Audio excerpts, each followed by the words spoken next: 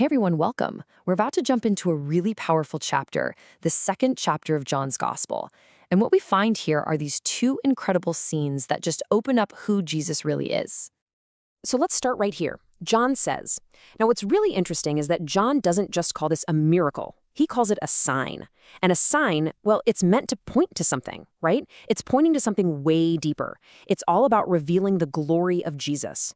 So let's keep that in mind. This is the lens we're going to look through for everything else. All right, so our first stop, a wedding. And this isn't just some random detail. It feels like it was chosen for a reason, like by divine design. I mean, if you think about it, God's whole story with humanity has always been a kind of love story.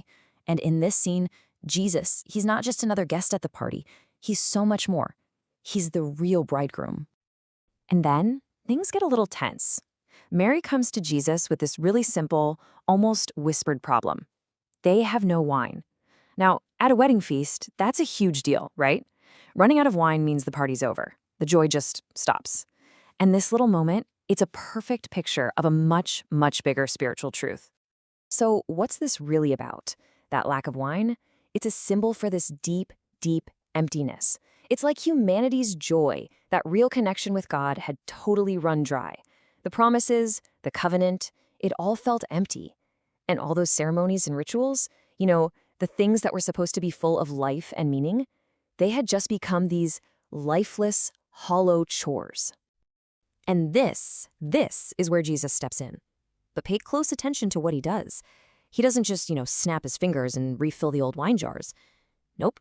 He does something completely new. And it's a huge signal that things are changing. We're moving from just going through the motions to having a real, living relationship with God. Okay, so check out how this unfolds. First, he points to these huge stone jars. And what's in them? Water.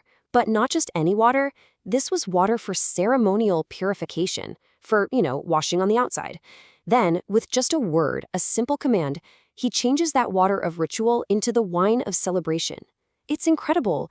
He's literally turning an outward act into an inward, heartfelt experience of joy. And that right there shows the huge shift Jesus is bringing about. He's fulfilling that old way of doing things, the covenant of stone and ritual. And he's starting something brand new, a covenant of the Spirit, one where we don't just wash on the outside, but where we get to drink deeply of his grace, where we can have a real, vibrant, personal relationship with God. It's such a beautiful picture, isn't it? Grace, celebration, new life. But then John just completely shifts gears on us. It's like he's asking, okay, so what happens when this pure, holy joy, the joy we just saw, runs headfirst into a system that's totally corrupt? And that question takes us from the party at the wedding right into the courts of the temple. So here we are, going from the joy of a wedding to the temple in Jerusalem. I mean, the absolute center of Jewish worship. And what Jesus finds there, well, it sparks this incredibly intense reaction from him. But it's so important that we see what's really driving it. This is not just raw anger. It's a cleansing fueled by a holy love. The Bible tells us that zeal for his Father's house consumed him. What is zeal? It's this deep, burning passion, right? A righteous fire for the honor and the true purpose of this holy place. But let's be super clear about this. This was not some out-of-control, destructive rage. Not at all. It was focused, it was purposeful, and it was aimed like a laser at the corruption that had twisted the temple's purpose. And this is where we get to the heart of it. The true source of his zeal? It's a fierce, purifying, holy love.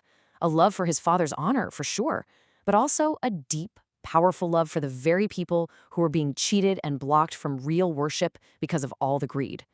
So why flip the tables? Why cause such a scene? He's clearing out the clutter. He's kicking out the greed that had turned a house of prayer into basically a mall. He was making room so that God's mercy could flow again. And in doing all this, he was pointing to something even bigger. The new temple, the new place where God would live. And it wasn't going to be a building made of stone. It was going to be the human heart. Okay, so we've got these two big events. How do they fit together? Because on the surface, you see two totally different sides of Jesus, right? You've got the gentle guy who brings joy to a party, and then you have the fierce purifier of the temple. But what if I told you they're not opposites at all? This is the full picture of Jesus that John 2 gives us. He is the divine transformer. He's both the joy of the feast, bringing that new wine of a real relationship, and he's the fire of holiness that burns away anything that gets in the way of that relationship. See, both actions, the joy and the fire, come from the exact same place, his passionate love and his desire to bring us back close to God.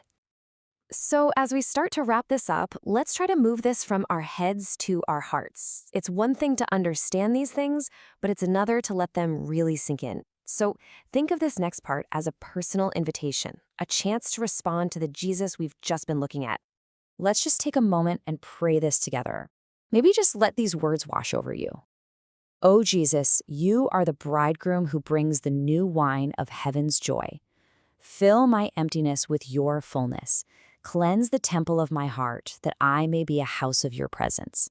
Let your zeal burn in me as love, and let my life overflow with the sweetness of your new covenant grace. Amen.